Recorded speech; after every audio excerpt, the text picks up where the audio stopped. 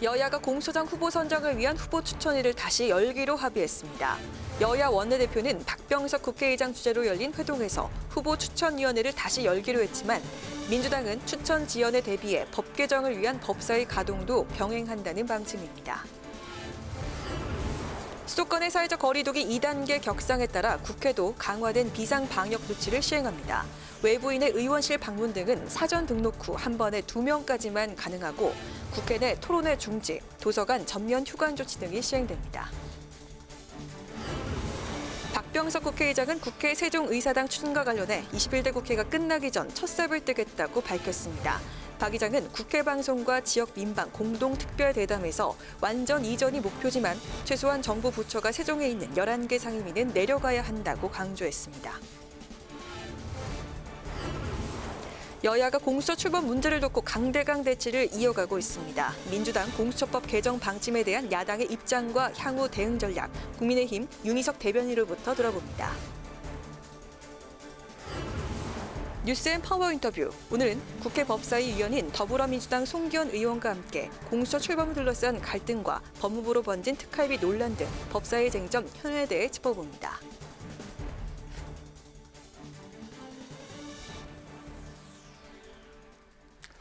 안녕하십니까. 대한민국 유일의 의정 종합뉴스 뉴스엔 새롭게 진행을 맡은 이용춘입니다. 30여 년간의 기자 생활의 경험을 바탕으로 국회 의정 소식을 더욱 빠르고 정확하게 그리고 균형감 있게 전달해 드릴 수 있도록 최선을 다하겠습니다. 자, 그럼 11월 23일 뉴스엔 시작하겠습니다. 공수처장 후보 추천위가 후보자를 추천하지 못하고 활동을 종료하면서 여야의 대립이 격화되고 있습니다. 오늘 박병석 국회의장이 중재에 나섰는데 여야는 추천위를 다시 소집하기로 의견을 모았습니다.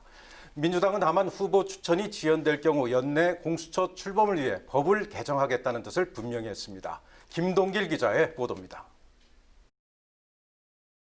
여야 원내대표가 박병석 국회의장 주재로 다시 머리를 맞댔습니다. 공수처장 후보자 추천이 불발된 후 여당이 법 개정을 통한 강행 처리를 공언하고 야당은 총력 저지하겠다고 밝히자 합의점을 모색하기 위해서입니다. 어차피 절대적 후보자를 뽑는 것이 아니라 상대적으로 능력 있고 상대적으로 결점이 적은 후보를 뽑는 것이기 때문에 그런 점에서도 좀 열린 마음으로 오늘 논의에 임해 주셨으면 좋겠습니다. 여야는 일단 공수처장 후보자 추천위를 다시 한번 소집하기로 했습니다. 다만 민주당은 국민의힘의 의도적인 지연을 막기 위해 법사위에서 공수처법 개정안 처리도 추진한다는 방침입니다. 국민의힘의 태도 변화가 없다면 민주당은 공수처법을 개정할 수밖에 없다는 점을 다시 한번 분명히 말씀드립니다. 그것이 공수처 출범을 염원하는 국민의 열망과 인내에 대한 민주당이 책임 있게 응답하는 방법입니다. 개정안은 현재 공수처장 추천 의결 정족수를 6명에서 5명으로 낮춰 야당이 비토권을 행사하지 못하도록 했습니다. 국민의힘은 야당도 흔쾌히 동의할 수 있는 후보가 나올 때까지 추천위에서 후보를 계속 논의해야 한다는 입장입니다.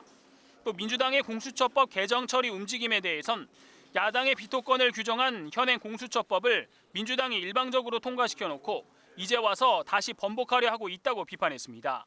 한 번도 시행하기 전에 이제 겨우 한 번 추천위원회를 했는데 빼앗아 가겠다는 것은 정말 무소불위의 독재를 하겠다는 선포에 다름이 아닙니다. 국민의힘은 민주당이 공수처법 개정안 처리를 강행한다면 현실적으로 막을 방법이 없어 국회 보이콧 등 강력 투쟁을 검토하고 있는 것으로 알려졌습니다. 국회 방송 김동길입니다. 국회 행정안전위원회는 양육 의무를 다하지 않는 공무원 유족을 급여 지급 대상에서 제외하는 이른바 공무원 구하라법을 통과시켰습니다. 온라인 청원 시스템을 도입해 청원 절차를 간편하게 하는 청원법 개정안 등 14개 법안도 함께 통과됐습니다. 한도영 기자의 보도입니다. 지난 10월 국회 행안위 국감에서 순직한 소방관 고 강한월 씨의 언니 강화현 씨는 양육 의무를 다하지 않았던 생모가 32년 만에 나타나 유족연금을 타갔다고 호소했습니다. 그 유족들이 매달 받는 유족급여금의 액수는 중요하지 않습니다. 그 권리를 매달 나눠야 되는 유족들의 아픔을 다시 한번 심사숙고하셔서 다시 한번 심사를 해주셨으면 정말 좋겠습니다. 대안 마련 필요성에 여야 의원들이 공감했고 행안위는 전체 회를 열고 관련 법안을 통과시켰습니다. 공무원 연금법 개정안과 재해보상법 개정안은 퇴직유족급여, 재해유족급여 지급 대상자 중 양육 책임을 이행하지 않은 유족에게 급여를 제한할 수 있도록 했습니다. 법안은 본회의 통과, 공포된 이후 6개월이 지난 날부터 시행되며 법 시행 전 유족급여 사유가 발생한 사람에 대해서도 소급 적용됩니다. 이와 함께 행안위는 청원 사항을 서면으로 작성해 해당 기관에 제출해야 하는 불편을 없애기 위해 온라인 청원 시스템을 도입하는 청원법 개정안을 통과시켰습니다. 법안이 통과되면 법원, 헌법재판소, 중앙선관위 등에 대한 시민 청원도 온라인을 통해 제출할 수 있게 됩니다. 행안위는 경남 창원시가 지난 2010년 마산시, 진해시를 통합하며 받아온 재정특례, 통합시 재정 인센티브를 5년 더 연장하는 지방자치분권 특별법 개정안도 통과시켰습니다. 오늘 행안위를 통과한 법안은 이르면 다음 달 1일 본회의에서 처리될 예정입니다. 국회방송 한두영입니다. 내일부터 수도권의 사회적 거리 두기 단계가 2단계로 격상됩니다. 더불어민주당은 코로나19 대유행을 차단하기 위한 선제적 조치라고 강조하며 협조를 촉구한 반면에 국민의힘은 정부의 방역 실패를 비판했습니다. 국회는 내일부터 2단계 격상에 맞춰 강화된 방역 대책을 시행합니다. 박지영 기자가 보도합니다. 더불어민주당은 사회적 거리 두기 2단계 격상을 두고 코로나19가 겨울철 대유행으로 이어지기 전 선제적으로 차단하기 위한 조치라고 강조했습니다. 다음 달 3일 예정된 수능이 차질 없이 치러져야 한다며 사회적 거리 두기 강화에 대한 양해와 협조를 구했습니다. 또 경제적 타격이 예상되는 자영업자 등에게는 송구하다며 예산과 입법을 통해 대책을 마련하겠다고 밝혔습니다. 불과 열흘밖에 남지 않은 수능에 차질이 생겨서는 안 됩니다. 국민 여러분께서 오랜 기간 지치고 힘드시겠지만 다시 한번 마음을 모아 사회적 거리 두기에 협조해 주실 것을 부탁드립니다. 국민의힘은 최근 코로나19 재확산세는 정부의 방역 실패에 근본 원인이 있다고 지적했습니다. 정부가 방역을 전문가의 의견을 듣기보다 정치적으로 이용해왔다고 비판하고 지금이라도 코로나 고위험 지역을 중심으로 전수조사하자고 제안했습니다. 이와 함께 코로나19 사태로 벌써 3차 재난지원금이 거론되고 있지만 정부 여당은 준비가 돼 있지 않다며 내년도 예산안 국회 통과 전 미리 준비해달라고 촉구했습니다. 또다시 모양사랑께 추경 문제가 거론된다 할 것 같으면 내년도에 닥칠지도 모르는 여러 가지의 예산상의 준비를 갖다가 좀 해주실 것을 권해드립니다. 이런 가운데 국회도 사회적 거리 두기 2단계 격상에 맞춰 방역 대책을 강화합니다. 의원실 방문 등을 위해 국회 청사를 출입하려는 외부인은 하루 전 등록을 마쳐야 하고 한 번에 2명까지만 출입이 가능합니다. 또 국회의원회관, 도서관 회의실과 세미나실 운영도 전면 중단됩니다.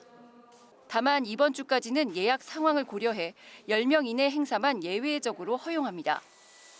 사전 예약제로 이용할 수 있었던 국회 도서관도 다시 문을 닫습니다. 국회 방송 박지영입니다. 박병석 국회의장은 국회 방송과 지역 민방위 공동으로 마련한 특별 대담에 참석해 현안에 대한 입장을 밝혔습니다. 국회 세종의사당 추진 문제와 관련해 박 의장은 21대 국회 내에 첫 삽을 뜨겠다고 말했습니다. 또 개헌 문제와 관련해선 내년에 권력구조 개편을 비롯해 개헌을 완성해야 한다고 강조했습니다. 김희영 기자입니다. 박병석 국회의장은 국회 세종의사당 건립에 대한 확고한 의지를 밝혔습니다. 국가 균형 발전뿐만 아니라 행정 비효율과 낭비도 줄일 수 있다며 필요성을 강조했습니다. 이전 방식은 국민적 동의와 여야 합의가 필요하지만 완전 이전을 목표로 하되 정부 부처가 세종시에 내려간 11개 상임위부터 단계적 이전을 추진하겠다고 밝혔습니다. 이번 21대 국회 안에 세종국회의사당에 첫 삽을 뜬다는 게 목표입니다. 개헌 문제와 관련해선 내년 초 공론화해 내년 중 개헌을 완성해야 한다고 밝혔습니다. 87년 헌법 체제로는 4차 산업혁명의 시대 정신을 담기에 한계가 있고 권력구조 개편을 제외한 나머지 부분들은 충분히 논의가 이루어졌기 때문에 의지만 있으면 가능하다고 강조했습니다. 권력구조 개편과 관련해선 사회적 통합을 위해 반대 세력의 의견도 반영할 수 있는 구조로 개편돼야 한다고 강조했습니다. 이 코로나 위기를 벗어나면 내년 초쯤에는 공론화하고 내년 중에 개헌을 완성해야 됩니다. 네. 박 의장은 지난주 남북국회회담 추진 자문위원회를 가동시켰다며 남북국회회담 성사에도 공을 들이고 있습니다.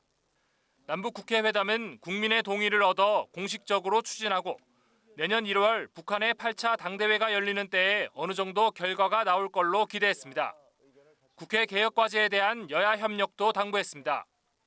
망신 주기를 비롯한 인사청문회의 부작용을 최소화하기 위해 도덕성 검증을 비공개로 하는 인사청문 제도 개선과 코로나 시대에 대비해 국회 화상회의와 본회의 원격 표결이 가능하도록 국회법 개정이 필요하다고 밝혔습니다. 또 국회와 정부, 여야 사이 각자의 이익만 추구하다가는 자멸할 수 있다며 소통과 협력을 강조했습니다. 3중 4중의 위기 속에서 우리 국회나 정부가 협력하지 않으면 큰 것을 잃어버릴 수 있고 위기감을 건질 수 없다는 공명지조의 정신으로 돌아가야 된다고 생각합니다. 국회 방송과 9개 지역 민방사가 공동으로 마련한 박병석 국회의장에게 듣는다 특별대담은 오는 29일 일요일 오전 7시 40분 국회 방송과 지역 민방에서 방영될 예정입니다. 국회 방송 김희연입니다.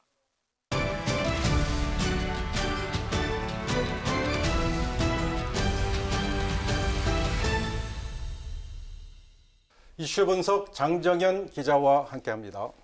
어서 오세요. 어서 오세요.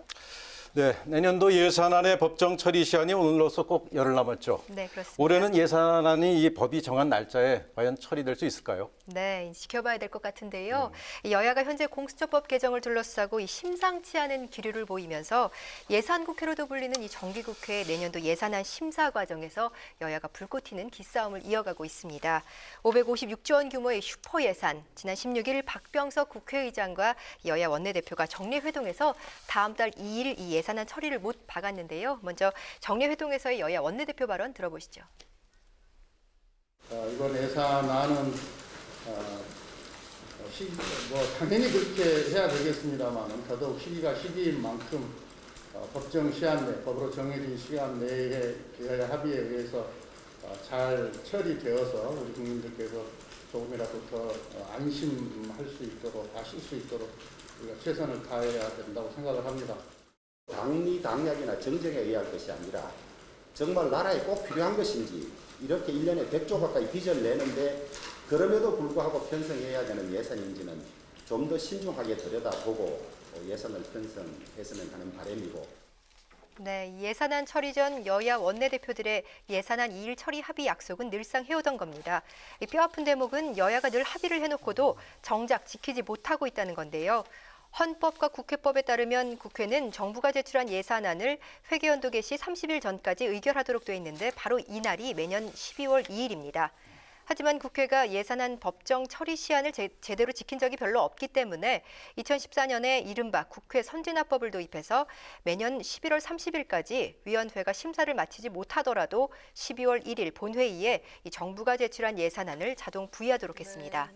하지만 국회는 이 제도가 도입된 2014년 한 해만 법정 시한 내 처리 약속을 지켰고요. 2015년과 16년엔 본회의 회차를 변경해 다음 날 새벽에 2017년과 18년도에는 많이 늦진 않았지만 예산안을 늦장 처리했습니다. 지난해에도 패스트트랙 법안 처리를 둘러싸고 여야가 충돌하면서 예산안은 10일에 처리됐습니다. 결국 5년 연속 내년도 예산안이 이 법정 처리 시한 내에 통과되지 못했다는 건데요. 네. 이 반복되는 예산안 지각 처리로 국회 선진화법 도입 취지가 무색해지고 있다. 정치권이 이런 비판을 좀 피하기는 어려워 보입니다. 네, 예결소에서 예산안 심사가 바쁘게 진행 중인 것 같은데 그런데 정치적인 쟁점이 되는 사업 예산들에 대한 합의는 쉽지 않은 것 같습니다. 네, 예결위는 이달 30일 전까지 예산안을 의결해서 본회의로 넘긴다는 목표로 이 소위를 바쁘게 가동하고 있는데요. 그런데 여야가 쟁점 사업 예산에서 평행선을 달리며 이견을 좁히지 못하는 것, 대표적인 게 바로 지역화폐 사업입니다. 네. 올해 700억 원대의 어떤 그 지역화폐 지원 예산이 내년에는 무려 1조 521억 원으로 15배가량 늘었는데요. 야당은 효과도 검증되지 않은 사업이라며 대거 삭감을 주장하고 있고 여당은 지역 활성화 효과 등이 충분히 검증됐다며 감액에 동의할 수 없다는 입장입니다. 예결소위에서는 여야가 경론 끝에 이 지역화폐 예산 심사를 보류한 상태입니다. 6천억 원 규모의 이 한국판 뉴딜 펀드 예산도 쟁점 예산입니다. 이 사업의 소관 상임위인 정무위에서는 여야가 공방만 벌이다 의결도 하지 못하고 예결위로 넘겨버렸는데요. 이 정무위에서는 핵심 국정과제 사업이니까 그대로 반영해야 한다는 여당과 기존 펀드의 투자 실적이 저조한 상황에서 별도 펀드까지 만들어 6천억 원을 새로 투입하는 것은 부적절하다는 야당이 이 예결소위에서도 같은 입장인 것으로 전해졌습니다. 그런데요, 이 예산 논란으로 정무위가 파행되면서 쟁점 법안 심사도 같이 멈춰버렸습니다. 지난주 예정됐던 정무위의 기업규제 3법 심사 일정이 모두 취소된 건데요. 기업규제 3법 중 하나인 공정거래법 개정안은 전속 고발권 폐지라는 중요한 내용을 담고 있고요. 금융그룹 감독법은 재정안이어서 정무위가 공청회를 열어야 하는데 아직까지 열리지 못하고 있습니다. 이 기업규제 3법은 정부 여당이 추진하는 법안으로 이 야당이 예산 파행을 이유로 이들 법 통과를 지연하면 여당이 단독으로 심사에 본회의로 넘길 것이라는 관측이 나오고 있습니다. 네, 이 정무위뿐 아니라 이 복지 여가위에서도 내년도 예산안이 의결되지 못했죠. 네, 그렇습니다. 먼저 복지위에서는 공공의대 설계비 예산 2억 3천만 원에 대한 공방으로 상임위 차원의 내년도 예산안 처리가 무산됐습니다. 현재 정부 원안 그대로 예결위에서 심사 중인데요. 복지위 야당 의원들은 공공의대 설립 법안이 통과되지도 않았는데 예산을 책정하는 건 맞지 않다면서 삭감하자고 주장했지만 여당 의원들은 공공의료 인력 양성이 필요하다고 동의하면서 예산을 삭감하는 건 이율 배반적이라고 맞섰습니다. 결국 예결소위에서도 복지위와 비슷한 상황은 반복될 것으로 보이고요. 여가위 예산도 정부안 그대로 예결위로 넘어가 있는데요. 내년 보궐선거는 전 국민의 성인지 학습 기회가 될 것이라는 이정옥 여성가족부 장관의 발언을 문제 삼아 야당이 여가부 예산을 심의할 수 없다고 결정한 겁니다. 예결소위에서도 심사가 중단되는 상황이 있었는데요. 지난 20일 문체부 차관이 예산이 필요한 이유를 예결소위에서 설명하다가 거짓말 논란에 휩싸인 겁니다. 예산의 근거가 되는 법조문을 이 야당 의원이 물었는데 문체부 차관이 조문이 아닌 이 주관적인 해석을 말하다가 부실 답변 지적을 받으면서 여야 모두의 질타를 받고 문체부 예산 심사가 중단됐습니다. 네, 이슈 분석 장정현 기자 수고하셨습니다. 네, 정부의 24번째 부동산 대책에도 좀처럼 주거 문제가 잡히지 않고 있습니다. 부처별로 산재돼 있는 주택 정책과 사후 약방문식 대책이 문제로 지적되는데요. 이 때문에 금융, 세제 등을 아우르는 독립된 부동산 정부 조직의 필요성이 제기되고 있습니다. 강민지 기자의 보도입니다. 부동산 대책 주무부처 국토교통부입니다. 하지만 연일 나오는 대책에도 시장 과열이 줄어들지 않으면서 독립된 부동산 조직을 신설해 체계적으로 관리하자는 주장이 범여권에서 연일 나오고 있습니다. 지금까지 부동산 시장이 안정되지 않았던 가장 큰 이유는 경제 상황에 따라 달라지는 정책 때문이라며 컨트롤 타워가 필요하다는 겁니다. 전문가들은 우선 금융위원회와 같이 국무총리실 산하에 부동산위원회를 만들어 주택 관련 분쟁을 예방하자고 말했습니다. 분쟁조정위원회를 LH나 한국감정원에 설치한다는 것은 저는 굉장히 코미디 같다라고 생각합니다. 부동산 정책의 컨트롤 타워를 역할을 할 수 있는 그러니까 금융위원회를 벤치마크한 부동산위원회 같은 게 좀 있으면 좋겠다. 그 아래 국토교통부에서 교통을 분리해 주택도시부를 신설하고 또 그 아래 주택청을 둬 주택과 도시 문제, 주거복지 문제를 관리하도록 해야 한다고 설명했습니다. 현재 국토부는 대형 건설 사업이나 SOC 등 공급에 치우쳐 주거 문제를 세심하게 들여다보는데 한계가 있다는 겁니다. 더불어 제각기 분산된 주택 정책도 문제입니다. 중요한 건 아직도 쪽방. 국토부에 없어요. 노숙인 지원법에 복지부에 있죠. 계속 이 부처별로 나눠져 있어도 되느냐. 이제 이런 것에 대한 좀 더 필요성에 저는 말씀을 드리겠습니다. 주택도시부와 주택청은 지역이나 소득별 주택정책을 포함하는 주거복지 확보가 중점인데 청이나 부서로 독립하게 된다면 이 같은 예산 확보가 상대적으로 쉬운 점도 장점으로 꼽혔습니다. 다만 토론회를 주최한 열린민주당 김진애 원내대표는 도시개발과 같은 큰 정책이 아니라 현장에서 움직이는 조직이 더 필요한 상태라며 주택도시부보다는 주택청의 필요성을 강조했습니다. 범여권 정당들이 부동산 컨트롤 타워 논의에 가담하면서 힘을 얻고 있지만 이낙연 대표의 부처 신설 제안에 홍남기 경제부총리가 검토한 바 없다며 당정 간 이견을 보이기도 했고 정부 조직법 개정과 야당 설득 문제도 남아있어 녹록치만은 않을 전망입니다. 국회 방송 강민지입니다. 전국 민주노동조합 총연맹이 오는 25일 총파업과 집회를 예고한 가운데 여야는 집회 자제와 정부의 적극적인 방역 대응을 촉구했습니다. 더불어민주당은 정부의 보다 원칙적이고 적극적인 대응을 주문했고 민주노총을 향해선 집회를 자제하고 온라인 집회 등 비대면 방식을 활용해달라고 당부했습니다. 국민의힘은 최근 코로나19가 3차 대유행 조짐을 보이는 이유는 정부의 방역 실패 때문이라고 주장하고 집회를 대비한 강도 높은 방역을 거듭 요청했습니다. 국민의힘이 가덕도 신공항 문제를 놓고 갈등을 보이고 있는 가운데 주호영 원내대표가 권한을 가진 국토교통부는 입장을 밝히라고 요구했습니다. 주 원내대표는 국토부가 기존 김해 신공항안을 변경한다고 결정한 이후에 가덕도든 밀양이든 신공항 부지를 검토해야 하는 것이라며 이같이 말했습니다. 이어 수십 조씩 드는 중요 국책 사업을 전문가 검증 없이 손바닥 뒤집듯 변경해선 안 된다고 강조했습니다. 한편 가덕도 신공항 추진을 주장하는 국민의힘 하태경 의원은 공항 혁신을 통해 대한민국을 고루 발전시켜야 한다며 PK, TK, 광주, 호남 3자 연석회의를 제안했습니다.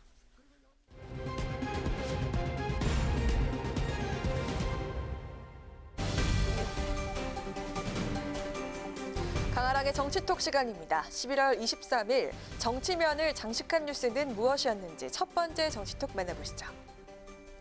여야 모두 물러설 수 없는 승부죠. 내년 4월 서울 부산시장 보궐선거를 앞두고 선거판이 빠르게 달아오르고 있습니다. 대선의 전초전이자 민심의 향비를 가늠할 바로미터란 점에서 여야 후보가 누가 될지 관심이 모아지고 있는데요. 이런 가운데 오늘 차기 서울시장 후보 적합도 조사 결과가 나와서 눈길을 끌었습니다. 한국사회여론연구소와 CBS가 지난 20일부터 21일까지 서울에 거주하는 만 18세 이상 성인 남녀 1,019명을 대상으로 차기 서울시장 후보 적합도 조사를 실시한 결과 박영선 중소벤처기업부 장관이 18.3%를 기록해 1위를 차지했습니다. 야권에서는 나경원 전 의원이 17.9% 지지를 받아 2위를 기록했는데요. 박영선 장관과는 오차범위 이내입니다. 뒤이어 민주당 박주민, 우상호 의원이 3위와 4위에 올랐고요. 무소속 금태섭 전 의원, 조은희 서초구청장, 국민의힘 윤희숙 의원, 이혜훈 전 의원, 전현희 국민권익위원장 순으로 나타났습니다. 한편 차기 서울시장 선거에서 어느 당을 지지하느냐는 질문의 응답에서는 민주당과 국민의힘의 지지율이 팽팽했습니다. 민주당 후보를 지지하겠다는 응답은 35.9%, 국민의힘의 후보를 지지하겠다는 응답은 33%로 나타났고요. 국민의당 지지도도 10.3%로 두 자릿수를 기록했습니다. 여성 후보들의 서울시장 도전은 지난 2006년 강금실 전 법무부 장관이 테이프를 끊으면서 시작됐습니다. 여야 모두 여성 후보들이 강세를 보이고 있는 서울시장 보궐선거. 과연 첫 여성 서울시장은 탄생할 수 있을까요? 이어서 오늘의 두 번째 정치톡입니다. 더불어민주당 박용진 의원이 최근 당을 탈당, 내년 서울시장 보궐선거 출마를 시사한 금태섭 전 의원을 향해서 따끔한 일침을 가했습니다. 두 사람은 지난 20대 국회에서 민주당 내 소장표로 불리면서 쓴소리를 함께 담당했었는데요. 그런 옛 동지에게 박 의원이 하고 싶었던 말은 무엇이었을까요? 더불어민주당에 대해서 비판을 하면 비판은 새겨들을 필요가 있는데요. 조금은 좀 빠르지 않나. 그 본인이 몸담았던 당에 대해서 너무 쉽게 이렇게 이야기하는 것도 적절치 않아 보이고 아직 탈당계 잉크도 안 발랐는데 벌써 뭐 서울시장 이런 것들에 대한 고민을 계획하시는 게 조금은 빨라 보인다는. 박용진, 금태섭 의원은 같은 당에서 활동하던 20대 국회 당시 조응천 의원, 김혜영 전 의원 등과 조금박해 4인방으로 불리면서 당내 소장파로 활동을 했었습니다. 박 의원은 금 전 의원은 친하고 좋아하는 정치인이긴 하지만 진영 간의 경쟁 과정이기 때문에 민주당의 경쟁 후보로 나오게 되면 비판 경쟁해야 하는 상대라며 특히 금 전 의원이 국민의힘 초선 의원 모임에서 민주당을 향해서 진보가 아니다라고 평가한 데 대해서도 적절치 못했다고 지적을 했습니다. 한편 금 전 의원이 20대 두 아들에게 각각 10억 원이 넘는 재산을 증여하면서 불거진 논란에 대해서는 본인의 해명대로라면 문제가 없다는 입장을 밝혔는데요. 박 의원은 저나 민주당은 부자들을 미워하거나 싫어하지 않는다며 상속세와 증여세로 사회적 의무를 다하신 분들이 재산을 물려받는 것은 전혀 문제가 없다는 입장을 내놨습니다. 동주로부터 따끔한 충고를 들은 금태섭 전 의원. 항상 어려운 길 마다하지 않고 살아왔다며 오늘 서울시장 재보궐선거 출마를 사실상 선언했습니다. 내년 선거를 앞두고 야권에서 시민후보 전략이 제기되고 있는 지금 금 전 의원은 과연 범야권 연대를 이끄는 후보로 뛸 수 있을까요? 지금까지 강하랑의 정치톡이었습니다.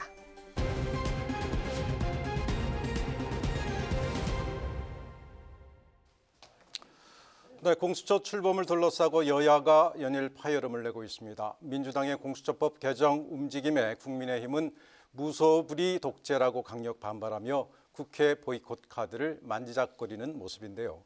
관련해서 국민의힘 윤희석 대변인과 이야기 나눠보도록 하겠습니다. 안녕하세요. 네, 안녕하세요. 네, 이 국회의장 주재로 열린 여야 원내대표 회동에서 이 공수처장 후보 추천일을 재가동하기로 합의했습니다. 야당은 공수처 추천위 재소집을 그동안에 줄곧 촉구해 왔는데요. 이유가 뭐죠? 네, 우선 이 법의 취지를 한번 보시죠. 7명의 추천위원 중에 6명이 찬성해야 후보자 추천이 되는 것인데 그중에 이제 2명을 야당이 추천합니다. 다시 말씀드리면 최소한 야당 추천위원 2명 중 1명은 찬성을 해야 추천이 된다는 얘기인데요. 이것은 결국은 야당도 동의할 수 있는 후보가 나오도록 야당도 동의를 해야만 후보가 나올 수 있도록 현행 공수처법이 짜여져 있다. 이런 말씀이 되겠습니다. 그런데 그 절차를 우리는 따르자는 것이고 애초에 야당의 이러한 거부권을 인정했던 것은 바로 민주당이었습니다. 공수처법 취지대로 야당도 인정하고 받아들일 수 있는 후보가 나올 수 있도록 후보 추천위원회 활동을 계속 이어가자. 이것이 저희의 주장입니다. 네, 물론 김태년 민주당 원내대표는 오늘 일단 추천이 재소집에 동의한다는 입장을 밝혔지만 이 회의를 한 번 더 연다고 소득이 있겠느냐는 그런 여당 측의 입장도 나옵니다. 어떻게 보십니까? 이것은 전적으로 민주당의 의지가 좌우할 문제라고 생각합니다. 민주당이 진정성을 갖고 임한다면 왜 소득이 없겠습니까? 민주당에 의해서 만들어진 현행 공수처법은 추천위원회를 통한 공수처장 추천을 규정을 했고 야당의 비토권도 인정을 했습니다. 본인들이 만든 법 취지를 정면으로 부정하면서 다른 방법을 도모할 명분은 존재하지 않는다고 생각합니다. 네, 이 공수처법 개정 칼을 든 여당은 의지가 아주 확고해 보이는데요. 이 비토권을 무력화하는 법 개정안을 조만간 법사위 법안 심사대에 올릴 것으로 보입니다. 그렇다면 야당은 이 국회 보이콧 카드를 실제로 꺼낼 가능성이 있는 건가요? 일단 의석수가 절대적으로 저희가 부족하죠. 그런 야당 입장에서는 여당이 숫자로 밀어붙이면 그대로 당할 수밖에 없는 아주 절박한 상황입니다. 그래서 국회를 보이콧하는 것 외에 야당이 무슨 방법을 쓸 수 있겠느냐 이렇게 보시는 분들이 많은데요. 국회를 설령 보이콧한다 한들 달라질 것 하나도 없습니다. 그러한 불행한 상황이 오지 않도록 저희가 최선을 다해서 협상 테이블에서 야당으로서의 본분을 다하겠다는 말씀으로 가름하겠습니다. 네, 방금 말씀해 주셨는데 그래도 이제 여야의 이 공수처 대치로 연말 전국이 지금 급냉할 가능성이 많습니다. 이를 풀기 위한 야당의 해법도 가지고 있습니까? 말씀드렸듯이 야당은 쓸 수 있는 방법이 거의 없다고 해도 과언이 아닐 정도로 대단히 궁박합니다. 103석으로 도대체 무엇을 할 수 있을지 대단히 어려운 상황인데요. 전국 급냉의 원인은 의석수로 밀어붙이는 거대 여당의 이른바 입법 갑질이라고 생각합니다. 따라서 그 해법 또한 야당을 존중하는 여당의 합리적인 대화 자세 그리고 그에 따른 타협이 될 것입니다. 이 질문은 여당에게 물어야 맞는 질문이겠죠. 네, 마지막으로 윤석열 검찰총장에 대한 그 대면 감찰을 강행하려다 유보한 법무부가 조만간 다시 윤 총장 대면 감찰에 나설 것으로 보입니다. 국민의힘은 이 상황을 지금 어떻게 보고 계십니까? 부적절하다는 말은 대단히 점잖은 표현이 될 것입니다. 정말로 잘못된 일이고요. 있어서는 안 될 일입니다. 윤석열 총장 개인에 대해서 이런 식의 망신주기식 감찰을 하겠다는 그 목적은 단 하나, 바로 윤석열 쫓아내길 것입니다. 이것은 정치 권력이 검찰 수사에 개입하는 최악의 선례를 남기는 일이 될 것입니다.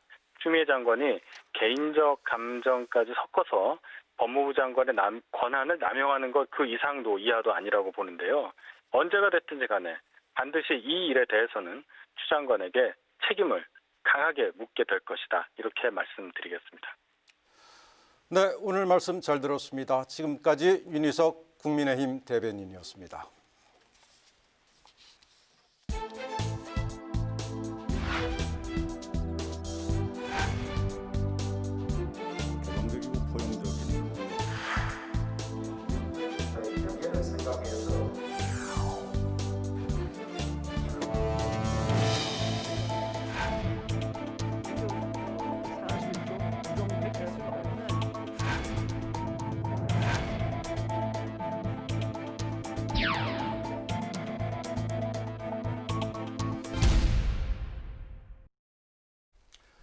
네, 이번 시간은 뉴스앤파워 인터뷰 코너입니다. 공수처 출범 문제를 두고 여야의 강대강 대치가 계속되고 있습니다. 민주당은 공수처법 개정 속도전을 본격화하면서 이번 주가 공수처 연내 출범의 분수령이 될 것으로 보이는데요. 검사 출신이자 국회 법사위에서 활동하고 계신 더불어민주당 송기현 의원과 함께 이야기 나눠보도록 하겠습니다. 어서 오십시오. 네, 안녕하세요. 반갑습니다. 네. 여야 원내대표가 국회의장 주재로 열리는 회동에서 공수처 추천위 재가동에 합의했습니다. 이번에는 최종 2인 결론이 날 수 있을까요? 의원님께서는 어떻게 전망하십니까? 기대는 하지만 또 큰 기대는 하지 않습니다. 왜냐하면 지금까지 국민의힘이 보여준 태도에서 봤을 때는 진정으로 공수처를 출범시키겠다는 의지를 보이지 않았고 어떻게든지 공수처 출범을 지연시키겠다는 태도로 일관해왔거든요. 그래서 이번에 다시 한번 공수처 추천위원회를 가동하자고 했던 것도 공수처 출범을 늦추고자 하는 그런 의지였다고 볼 수밖에 없습니다. 하지만 여야 원내대표 합의로 다시 열기로 했다고 하는 만큼 또 상당히 아주 진지한 논의가 있기를 기대하겠습니다. 네, 그럼 추천위에서 지금 인물들 말고 제3의 후보가 나올 가능성이 있습니까?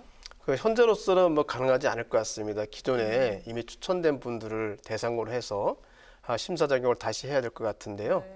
제가 큰 기대를 하지 않고 있다고 드릴 말씀은 그동안 3번의 회의에서 국민의힘 쪽 추천위원들이 보이신 태도가 심지어 그쪽에서 추천하신 분에 대해서도 찬성표를 던지지 않았다는 보도가 나온 것만큼 정말 진정성이 없다고 생각할 수밖에 없거든요. 네, 여당이 비토권 무력화 법 개정에 나서겠다면서 경고를 날린 바가 있는데요. 모레 법사위 법안 소위에서 실제로 손목이 작업에 돌입을 하는 겁니까? 일단 저희는 25일 법안 1소위에서 공수처법 개정안에 대한 심사를 진행할 계획을 가지고 있습니다. 네, 연내 출범은 하지만 멀어졌다고 봐도 될까요? 그렇게 생각하지는 않습니다. 어쨌든 25일 법안 1소위에서 하고 12월이나 아니면 이번 정기국회 안에 본회의 때까지 저희들이 전체회의를 하고서 본회의에서 의결을 하면 개정안은 가능하다고 생각하고 있습니다. 그래 거기에 따라서 12월 중으로는 적어도 출범까지는 어렵겠지만 공수처장 후보를 추천한 데까지는 가능하지 않겠는가 하는 기대를 하고 있습니다. 근데 야당은 이게 국회 보이콧까지 꺼내면서 아주 강력하게 반발을 하고 있는 상황인데 이건 어떻게 보시는지 실제 이 보이콧에 나선다면은 여당의 대비는 어떻게 해야 될까요? 저는 우선 야당이 국회 보이콧까지 가지는 않으리라고 생각하고 있습니다. 지난번 이제 4월 총선에서 저희 당이 상당한 다수로 승리를 하고 국민의힘이 당연히 소수로 전락을 하게 된 이유 중에 하나는 20대 국회에서 국민의힘이 민생보다는 정쟁에 치우쳤기 때문이 아닌가 이런 생각을 하고 있고요. 그런 점에서 국민들께서 심판을 하셨다고 생각하고 있습니다. 따라서 그런 점을 잘 알고 있는 국민의힘으로서는 이번 사안을 가지고 민생에 관련된 문제, 특히 코로나19 때문에 굉장히 시급한 내년도 예산 문제, 소상공인이나 또 자영업자분들을 보호하기 위한 내년 예산 문제를 담고 있는 것을 그냥 공수처 때문에 보이콧하는 데까지 가지 않으리라 저는 기대하고 있습니다. 네, 이 민주당이 공수처를 연내 출범시키기 위해서 뭔가 야당과의 맞교환이 필요하지 않을까라는 생각이 드는데 대야 협상에 나설 계획은 없는 겁니까? 저희들은 모든 가능성을 다 열고 놓고 있는데요. 문제는 가장 중요한 것은 국민의힘에서 공수처장을 정말 추천하려고 하는 그 의지를 갖고 있느냐, 네. 정말 그런 의사를 갖고 있느냐가 가장 중요한 것 같습니다. 지금까지 저희들이 한 100일가량 지켜온 바로는 그렇지 않다는 결론을 내렸거든요. 그래서 25일 저희들이 일수회에서 공수처법 개정안을 논의하겠다고 한 것이 네. 저희들이 지금까지 확인한 바로는 그런 의지가 없다는 것이었기 때문입니다. 네, 야당 쪽에서는 이렇게 공수처 출범을 한다면 청와대 특별감찰관 임명 절차를 추진해야 한다 이렇게 주장을 하고 있는데 이 부분은 어떻게 대응해야 되고 보십니까? 뭐 그 부분도 충분히 논의가 되어 있었습니다. 그런데 청와대 특별감찰관은 굉장히 제한적인 범위 내에서 업무를 하는 것입니다. 대상도 그렇고요. 실제로 그 수사권이나 기소권이 없기 때문에 제한된 권한밖에 없습니다. 그동안 그 특별감찰관을 줬을 때 우리가 이루었던 성과를 보더라도 네. 특별감찰관을 지금 주장하는 것도 결국은 공수처를 출범 지연시키겠다 하는 그 전략의 하나다라고. 전략이라고 보시는군요. 네네. 그래서 저는 그 부분은 저희도 충분히 논의를 할 수 있습니다만은 우선 공수처를 출범시키겠다는 의지를 보여주는 것이 가장 중요하다고 생각합니다. 더 강하게 나아가겠다는 말씀이신가요? 강하게 나간다기보다는 공수처 출범은 저희들이 국민들께 드린 약속이기 때문에 그것은 묵묵히 지켜나가겠다 이렇게 말씀을 드려야 될 것 같습니다. 네. 이 뭐 공수처 출범과 전혀 무관한 문제는 아닌데요. 이 추미애 법무부 장관과 윤석열 검찰총장의 갈등 이제 뭐 돌아올 수 없는 강을 건넌 것 같다는 뭐 그런 저기들이 많습니다. 시각이. 법무부가 이번 주에 그 윤 총장 대면 감찰에 다시 나설 것으로 보이는데요. 우리 이제 검사 출신이시지 않습니까? 어떻게 보고 계십니까 이 상황을? 우선 이제 추미애 윤석열 갈등이라고 표현하는 것 자체가 저는 이제 적절하지 않다고 보고요. 예. 이 책임은 윤석열 총장한테 있다고 봅니다. 왜냐하면 본인에 관해서 제기된 의혹에 대해서는 정말 깨끗하게 얘기했으면 좋았겠다. 특히 무엇보다도 이 문제를 촉발시킨 것은 지난번 국정감사에서 정치를 할 뜻이 있느냐를 물어본 김도 간사의 질문에 대해서 부정하지 않았거든요. 네. 결국 인정한 겁니다. 그럼 이 마당에서는 가장 정치적인 중립성이 요구되는 검찰의 수장으로서는 본인이 정치할 뜻이 있다고 하면 그만두는 것이 맞고, 그렇지 않다면 적어도 임기 동안에는 빈말일지언정 나는 정치를 하지 않겠다고 얘기하는 게 맞습니다. 거기서부터 모든 게 촉발이 되었고요. 특활비 문제만 해도 그렇습니다. 특활비가 뭐 여러 가지 이제 방식이 있지만 총장실에 배정된 금액이 한 5억 가까이 되거든요. 그것이 어떻게 집행되었는지는 정말 확인이 되어야 됩니다. 그 임의로 정말 자기들이 본인이 저 의사 뭐 자기가 좋아하거나 친한 사람한테 더 많이 줬는지, 아니면 그 저희들 특활비라는 것이 이제 7개 항목으로 정해져 있습니다. 네. 그 항목에 맞게 지출이 됐는지 이런 것은 확인이 되어야 되거든요. 그러니까 적어도 그런 의혹이 제기됐을 때 본인이 그거에 대해서는 이 얘기를 해줬어야죠. 밝히고 해줬어야죠. 그런 부분에서 이거는 추미애 윤석열의 갈등이라기보다는 우선 윤석열 총장의 책임이 크다. 윤석열 총장이 촉발한 것이다. 이렇게 볼 수가 있습니다. 네, 윤석열 총장의 책임이 크다고 이렇게 말씀하셨는데 지금 윤 총장은 지금 대면 조사에 일단 뭐 전혀 응할 수 없다는 그런 입장 아닙니까?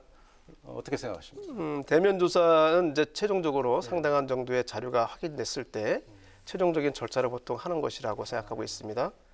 그런 면에서는 법무부에서는 필요하다고 판단했기 때문에 대면 조사를 하려고 했던 것이 아닌가 생각이 되는데요.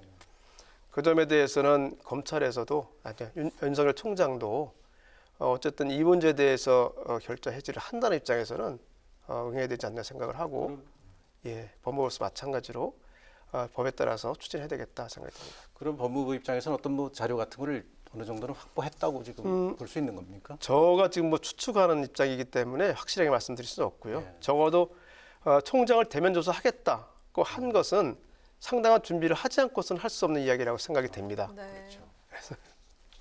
알겠습니다. 네, 윤 총장이 이런 압박 속에서도 오늘 일선 검사들과 오찬 간담회를 여는 등 마이웨이라고 할 수 있는 그런 행보를 이어갔는데요. 이를 두고 외부 압박에 맞서는 내부 결속 따지기 이런 해석이 나오는데 의원께서는 이에 대해서 어떤 입장을 갖고 계십니까? 그 문제도 같은 취지라고 보거든요. 적어도 예전과 같이 똑같이 정치를 전혀 할 생각이 없는 총장이거나 적어도 본인이 정치를 할 뜻이 없다고 단호하게 얘기한 상태라고 하면 어떤 것을 하든지 그대로 순수하게 받아들일 여지가 있는데 일단 본인이 정치를 할 수 있는 가능성을 다 열어놓은 상태에서는 어떤 것을 하더라도 순수성을 의심받을 수밖에 없습니다. 그것이 비록 검찰 내부에서의 활동이라고 할지라도 정치적인 뜻이 있다고 볼 수밖에 없겠죠.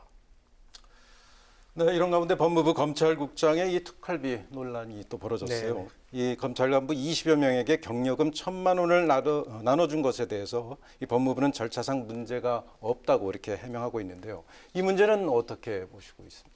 경력금으로 나눠준 건 아닐 거고요. 특활비라는 것이 이제 저희들이 생각하듯이 꼭 수사에만 쓰이는 게 아니고요.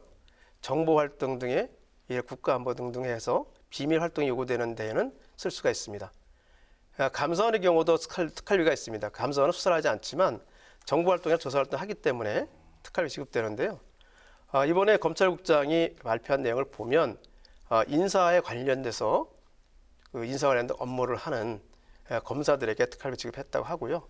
아시다시피 인사와 같은 경우는 여러 가지 정보나 뭐 여러 가지 확인 작업이 필요한 그런 작업이 그 업무이기 때문에 특활비의 성격에 전혀 안 맞지는 않는다 생각이 들고 그런 거에서 이렇게 꼭 경력으로 나간 것은 아니다 생각이 들고요. 뭐 구체적인 내용은 또 자세히 또 확인해 보면 그것도 나올리라 생각합니다.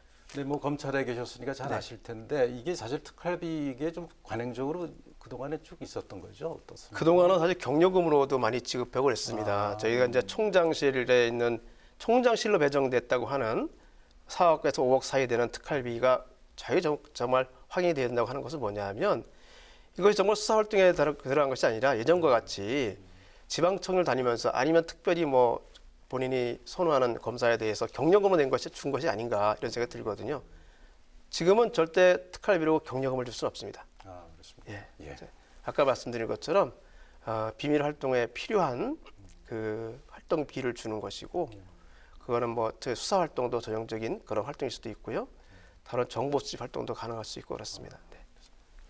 네, 이 문 대통령이 이르면 이번 주에 개각을 단행할 거라는 전망이 속속 나오고 있는데요. 추미애 장관이나 윤석열 검찰총장 이 둘 중에 한 명을 교체해야 한다는 목소리까지 들리고 있습니다. 근데 누구를 교체하든지 후폭풍이 아주 거셀 거라는 관측 또한 나오고 있는데요. 이 부분은 어떻게 보시는지요?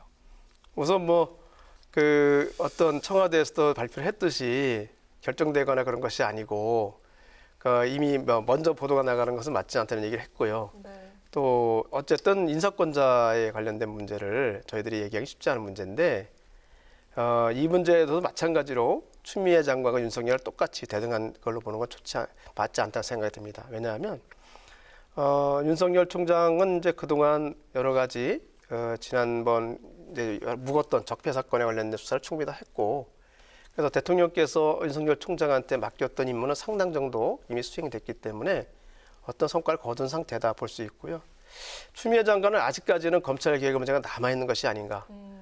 추미애 장관을 법무부 장관으로 임명했을 때는 우리 대통령께서는 검찰개혁을 완수해야 된다는 그런 임무를 주셨기 때문에 아직 검찰개혁이 완수가 안 된 상태에서 추미애 장관이 교체된다는 것은 조금 적어도 저희 입장에서 볼 때는 성급한 것이 아닌가 하는 생각이 들고요.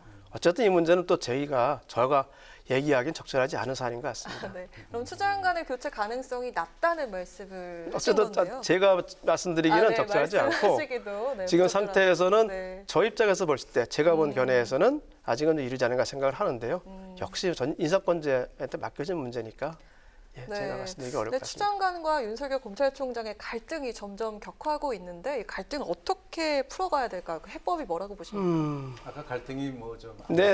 어쨌든 저희도 좀 국민들께 좀 송구하고 어떤 면은 민구스럽습니다. 이게 빨리 정리되길 바라는 마음인데요. 우선 윤 총장이 본인에 관련된 문제에 대해서는 법무부의 여러 가지 조치에 대해서 본인이 여태까지 했던 것처럼 담담하게 당당히 이응했으면 좋겠다는 생각이 듭니다. 거기서 실마리가 풀린 것이 아닐까라는 생각이 듭니다. 네, 이 질문도 드려보겠습니다. 이게 조두순 출소를 앞두고 지금 국민 불안감이 커지고 있습니다. 이에 법사위가 이 조두순 방지법을 상정해 일부 법안이 국회를 통과했죠. 이 전자발찌 부착자에 대한 이 관리 감독 강화를 골자로 하는 법안으로 알고 있는데요. 네. 우선 지금 지난번 본회의에서 저희들이 통과된 법안은 전자발찌를 착용한 그 관리자 출소자를 관리할 수 있는 그 직원들의 권한을 강화하는 그런 것이었기 때문에 예를 들어서 조두순 같은 사람이 출소돼서 어떤 위험적인 행위를 할 때 즉시 경찰권을 통해서 그것이 체크가 가능할 수 있도록 하는 법을 했었고요. 그 외에 이제 여러 가지 국민의힘과 저희 당에서 제출한 여러 가지 법안들이 있습니다. 그것은 저희 아마 일소위에서 심의가 되어야 될 거라고 생각합니다. 네, 이게 이제 보호수용법, 뭐 네, 약물치료법 이런 게 뭐 지금 있는 것 같은데 이게 조두순이 만기 출소하기 전에 이게 통과될지 뭐 관심들이 많아요. 이런 것들이 어떻습니까? 이게? 저희들은 뭐 상당한 정도 통과되기를 바라고 있는데 그래서 이번 정기국회 때도 어느 정도 성과가 있기를 바라고 있는데 저희 일소에서 이 부분에 대해서는 아주 심도 있고 속도감 있게 논의할 수 있도록 저도 같이 노력하도록 하겠습니다. 네, 또 의원께서 법무부로부터 제출받은 자료가 있는데요. 이게 바로 최근 4년간 성범죄자 2천여 명이 재범 방지 심리치료를 끝내지 못한 채 출소한 것으로 나타났다고 하는데 이 심리치료 환경도 개선이 필요한 것 같습니다. 제2의 조두순을 막기 위해서 어떤 대책이 필요하다고 보십니까? 성범죄자들의 경우에 수용된 상태에서 그 재범 가능성을 막기 위한 심리 상담을 하거든요. 그러니까 이제 말씀하신 것처럼 우리 상당한 정도 효과가 있는데요. 그 전담 직원이 너무 적습니다.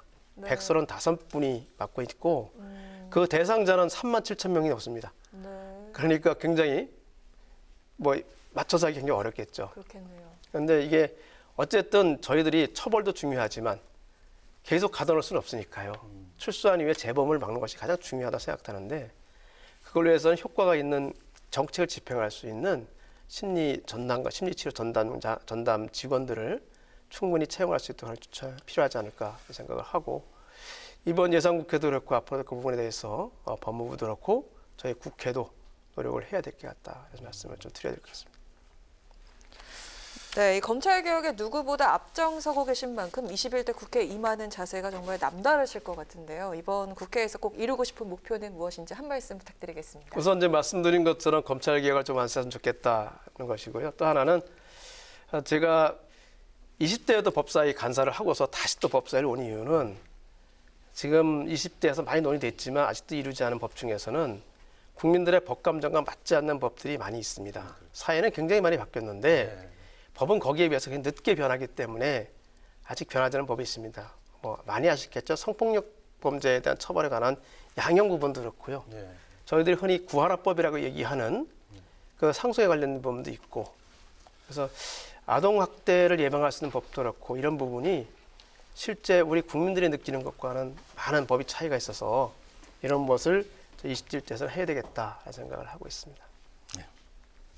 네, 뉴스앤 파워 인터뷰 지금까지 더불어민주당 송기현 의원과 함께했습니다. 고맙습니다. 네, 감사합니다.